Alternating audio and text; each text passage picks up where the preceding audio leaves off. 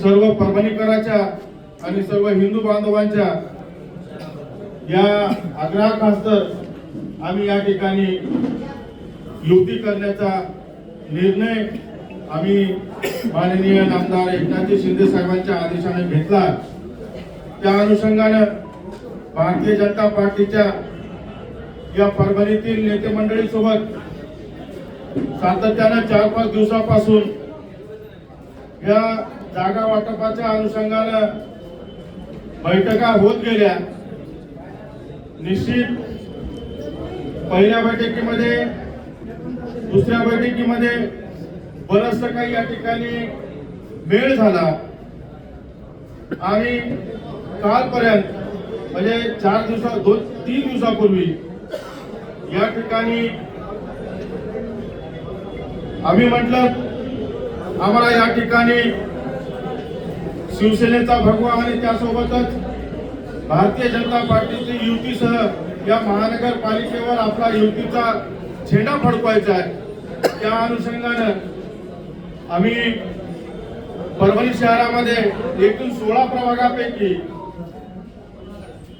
जे हिंदू बहुल जे प्रभाग आहेत असे 6 आणि त्यासोबतच 2 असे संमिश्र जे प्रभाग आहेत अशा 8 प्रभागामध्ये जवळपास 33 जागा आहेत आणि त्या 33 जागेवर आम्ही या ठिकाणी त्यांनी दिलेल्या फॉर्म्युलाच्या अनुषंगाने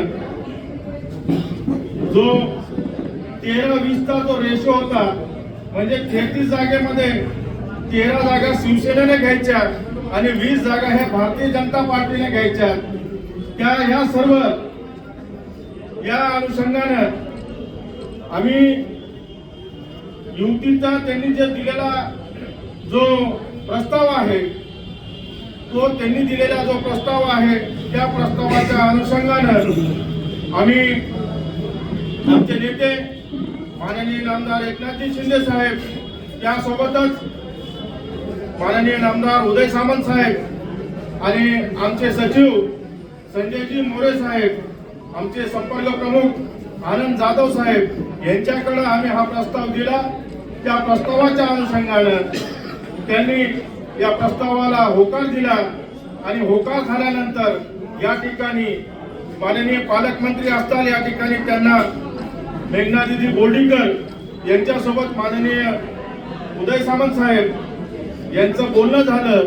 13-20 हा फॉर्म्युला फायनल झाला आणि फायनल झाल्यानंतर या ठिकाणी जो त्या 33 जागेपैकी 13-20 हा फॉर्म्युला झाला आणि बाकीचे जे उर्वरित प्रभाग आहेत त्या ठिकाणी त्यांना कुठं अनुकूल वाटत असेल त्यांनी 4 लढवावे, आम्हाला कुठं अनुकूल वाटत असेल कोणत्या प्रभागामध्ये ते आम्ही 4 लढवावे अशा या ठिकाणी ह्या प्रभागामध्ये वाटणी झाली आणि त्यासोबतच या ठिकाणी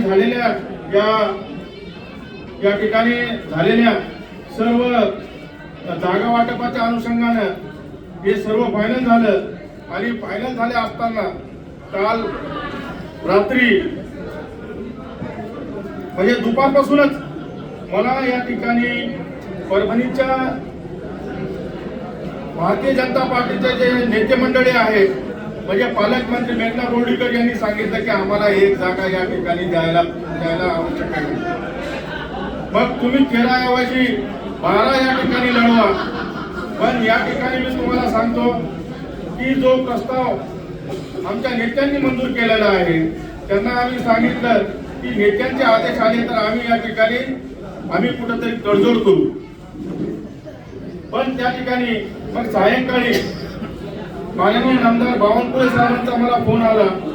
बावनकुळे साहेबांचा फोन आला असता त्या ठिकाणी त्यांनी मला एक विनंती केली की या ठिकाणी आमचा या ठिकाणी 12चा तुम्ही 13 जागेवरून तुम्ही 12 जागा घ्या आणि आम्हाला 21 जागा द्या आणि तुम्ही 12 जागा घ्या।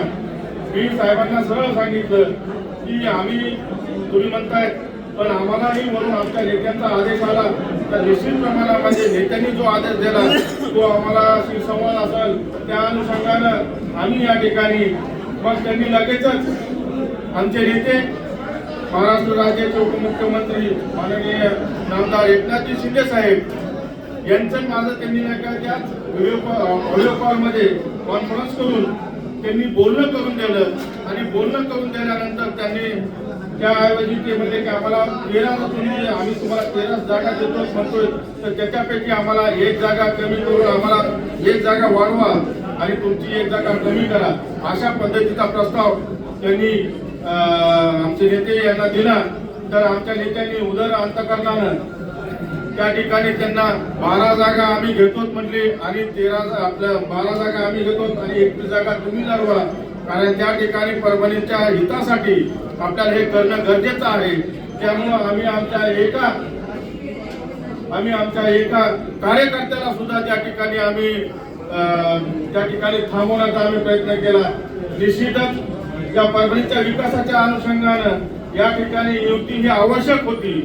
त्यामुळं आम्ही प्रत्येक तडजोडीमध्ये आम्ही या ठिकाणी 2 पावलं मागे घेण्याची भूमिका आम्ही ठेवलेली होती.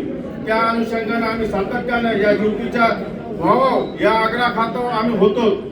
पण आदेश दिल्यानंतर पुन्हा आम्ही या ठिकाणी चांगल्या जोमाने या ठिकाणी काम करायला सुरुवात केली आणि त्यांनी जो 12 जागा आम्हाला दिल्या 12 जागेचा मान आम्ही त्यांनी जे दिलं माननीय बावनकुळे साहेबांचा मान आम्ही या ठिकाणी ठेवला.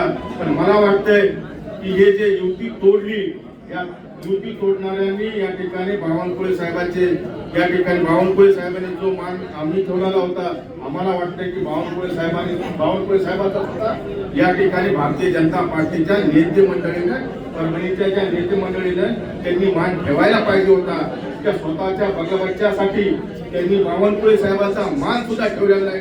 एक शोकांतिका वाटते आम्हाला या गोष्टीची. आणि या ठिकाणी जे हिंदुत्व आहे आणि या परभणीमध्ये एक विकास पाहिजे या अनुषंगाने आम्ही 2 पावलं मागे गेलो. पण त्यांनी त्यांच्या नेत्याचा सुद्धा या ठिकाणी मान ठेवला नाही. आम्हाला ही शोकांतिका बावनकुळे साहेबांचा आम्ही आजही आदर करतो. त्यांनी उद्या म्हणावं की आम्ही आजही वाटाघाटीला बसतो. निश्चित आम्ही बसवता या परभणीच्या हितासाठी आम्ही येणाऱ्या काळामध्ये 2 तारखेपर्यंत विड्रॉल करण्याची तारीख आहे. त्या तारखेपर्यंत आम्ही बसायला तयार आहोत. पण मला वाटत नाही की त्यांनी स्वतःच्या या भारतीय जनता पार्टीच्या जे या ठिकाणचे जे नेते मंडळी आहे स्वतःच्या बगलबच्च्यांसाठी युती तोडण्याचं पाप हे नेते मंडळी करते. त्या अनुषंगानं या ठिकाणी मी आपल्याला जे काही घडलेलं आहे युतीच्या माध्यमातून आणि जे काही या ठिकाणी घडले ते मी आज आपल्या समोर या ठिकाणी मांडलेलं आहे. निश्चित आज आम्हाला भारतीय जनता पार्टीने केसाने गाळा कापला आमचा. कशामुळं की या ठिकाणी आमच्याकडून युती फायनल करून घेतली. फायनल केल्यानंतर आम्ही एक चांगल्या म्हणजे एक स्वच्छ मनाने आम्ही त्यांना आमच्या पार्टीच्या नेते मंडळीनं त्यांच्यावर विश्वास ठेवला आणि विश्वास ठेवल्यानंतर जे एबी फॉर्म आम्हाला 65 मिळायला पाहिजे होते. पण त्यांनी म्हणले की आपण प्रत्येक ठिकाणी आग्रहास्तव आहोत युतीसाठी. पण या ठिकाणी आम्हाला 35 फॉर्म या ठिकाणी आम्हाला आमच्या पार्टीला दिले. पण आज आमच्या या ठिकाणी जे 35 फॉर्म दिलेले निश्चित आम्ही या 35 फॉर्मवर त्यांच्यापेक्षा चांगला सरस आम्ही या ठिकाणी निकाल देऊ आणि या ठिकाणी हिंदुत्व या ठिकाणी आम्ही पुन्हा बाधित ठेवू. अशा प्रकारचं आमचं या ठिकाणचं ध्येय आणि धोरण आणि विकासासाठी आम्ही या ठिकाणी कटिबद्ध असू असंच या ठिकाणी आमचा मानस आहे. निश्चित या ठिकाणी आपल्याला मी सगळ्या गोष्टी जे झालेल्या आहेत त्या सगळ्या सांगितल्या. आपले काय प्रश्न असतात ते आपण विचारू.